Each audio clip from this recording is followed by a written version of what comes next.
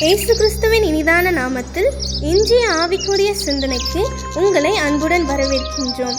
இப்போதும் ஒரு பாடலுக்கு பின்பு உங்கள் சிந்தையை தெளிவிக்கும் ஆவிக்குரிய செய்தியை கேட்கலாம்.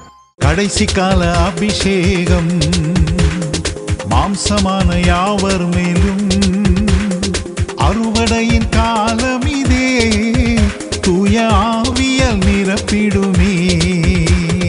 அக்கினிய இறங்கிடுமே, அக்னிநாவாக அமர்ந்திடுமே, பெரும் காற்றாக வீசிடுமே, ஜீவ நதியாக பாய்ந்திடுமே. அக்கினிய இறங்கிடுமே, அக்னிநாவாக அமர்ந்திடுமே, பெரும் காற்றாக வீசிடுமே, ஜீவ நதியாக பாய்ந்திடுமே. நம்மை உயிர்ப்பிக்கிற ஆண்டவராக இயேசுவின் இனிதான நாமத்தில் உங்களை வாழ்த்துகிறேன். இதனால் நம்முடைய ஆவிக்குரிய சிந்தனைக்காக வெளிப்படுத்தின விசேஷம் 3ஆம் அதிகாரம் 2ஆம் வசனத்தை நான் வாசிக்கிறேன். உன் கிரியைகளை அறிந்திருக்கிறேன், நீ உயிருள்ளவன் என்று பெயர் கொண்டிருந்தும் செத்தவனாயிருக்கிறான். அநேக நேரத்தில் நம்மளால் கிரியை செய்ய முடியாமல் போய்விடுகிறது. பார்க்கும் பொழுது பெயர்படி நம்ம உயிரோடு தான் இருக்கிறோம், நடமாறுகிறோம், பேசுகிறோம், சாப்பிடுகிறோம், தூங்குகிறோம், சொல்லிக்கொண்டே போகலாம். ஆனால் நம்முடைய கிரியைகள் இன்னும் ஆக்டிவா ஒரு தாக்கத்தை கொண்டு வருகிறதா இருக்கிறதா என்று சொல்லி பார்த்தால் அது கேள்விக்குறிதான். இயேசுவோடு கூட சீஷர்கள் 3.5 ஆண்டுகள் இருந்தார்கள். எந்த ஒரு தாக்கத்தை அவர்களால் ஏற்படுத்த முடியவில்லை. உயிரோடு தான் இயேசு போகிற இடத்துக்கெல்லாம் போனாங்க, எல்லாம் செஞ்சாங்க, பார்த்தாங்க. பட் தாக்கத்தை ஏற்படுத்தவே இல்லை, மாற்றத்தை ஏற்படுத்த முடியவில்லை. ஏனென்றால் அவர்களே மாறவில்லை, ஜெபிக்க முடியவில்லை, உபவாசிக்க முடியவில்லை, எல்லாவற்றிலும் மாம்ச பிரகாரமாகவே சிந்தித்தார்கள். ஆண்டவர் எவ்வளவு சொல்லுகிறார், ஆனால் அதை அவர்களால் ஏற்றுக்கொள்ள முடியவில்லை. ஆனால் என்ன நடந்தது? இயேசு மரித்து உயிர்த்தெழுந்த பின்பு பரத்துக்கேறின பின்பு பரிசுத்தாவினர் அனுப்பப்படுகிறார். அந்த ஆவியானவருடைய நிறைவை பெற்ற பிறகு பாருங்கள், அவருடைய வாழ்க்கையில எல்லாமே மாறிவிடுகிறது. மாம்சத்தின் கிரியைகளுக்கு இடமில்லாமல் போய்விட்டது. இந்த கோபப்படுவாங்க, எரிச்சல் படுவாங்க, சாப்பாட்டுக்கு தான் முக்கியத்துவம் கொண்டு அந்த நிலைமையெல்லாம் மாத்திட்டு ஆண்டவருக்குரிய காரியங்களுக்காக இரவும் பகலும் வேதத்தை வாசித்து தியானித்து ஜெபித்து பலத்த காரியங்களை நடப்பிக்கிறவங்களா மாறிட்டாங்க. அதுவரை அவங்க வாழ்க்கையில அனல் இல்லாம இருந்துச்சு, ஆனா அதற்கு பிறகு அனலாய் மாறிட்டாங்க. ஆவியானவர் இருந்தாருன்னா ஒரு அனல் இருக்கும். அதான் வேதம் சொல்லுகிறது, ஆவியிலே அனலாயிருங்கள். இன்னைக்கு அனலாக அக்கினி ஜுவாலையாக இருக்கணும்னு தான் ஆண்டவர் விரும்புறாரு.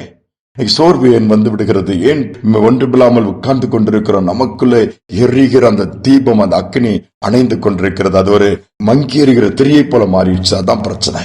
ஆவியானவர் வந்து விட்டால் அது அக்கினியாய், ஏன் சில நேரம் எரிமலைகளை போல தீ குழம்புகளை கக்கக்கூடிய அளவுல பயங்கரமாய் மாறிவிடும். அதை தான் ஆண்டவர் எதிர்பார்க்கிறார். இன்னைக்கு நாம எப்படி இருக்கிறோம்? இந்த காலை நேரத்துல சற்று நம்மளை யோசித்து பார்ப்போம். அனலா இருக்கிறோமா?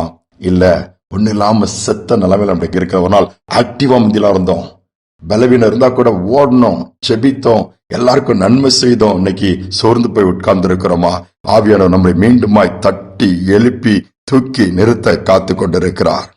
ஒரு குறிப்பிட்ட ஒரு சபையில உள்ள ஒரு வாலிபன், அவனுக்கு ஒரு வாய்ப்பு கொடுக்கப்படுகிறது. வேதாகமத்தை வாசிப்பதற்கு முன்பாக போய் பாடப்பகுதியை வாசிக்கிறான். வாசிக்கும் பொழுதே ஆவியானவர் அந்த சபைக்குள்ள ஊற்றப்பட்டு விட்டார்.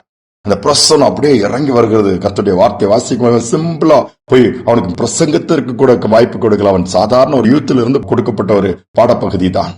என்ன நடந்தது? அதனுடைய போதகர் அவனை பிடிச்சு அவனுக்கு சில பொறுப்புகளை கொடுக்கிறார்.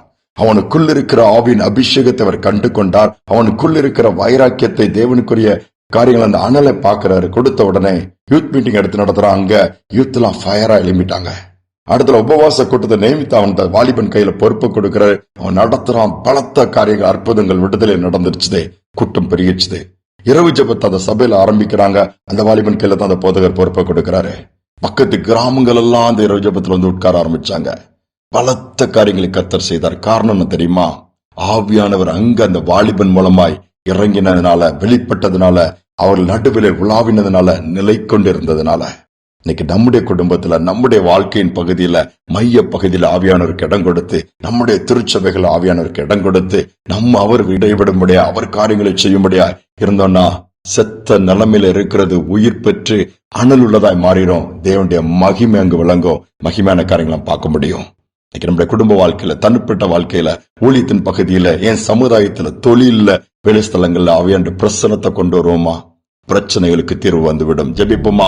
அன்பின் தகப்பனே, நீர் எங்கள் நடுவில் நிலை கொண்டிருக்கிற தேவனா இருப்பதற்காய் ஸ்தோத்திரம். அது உம்முடைய உடன்படிக்கையா இருப்பதற்காய் ஸ்தோத்திரம். இந்த நாளிலும் அனலுமின்றி குளிருமின்றி வெதுவெதுப்பாய் ஒவ்வொரு நாளும் போராடி கொண்டிருக்கிற அந்த சூழ்நிலைகள் மாறும்படியாய் நாங்கள் அனலாக இருக்க விரும்புறோம்ப்பா.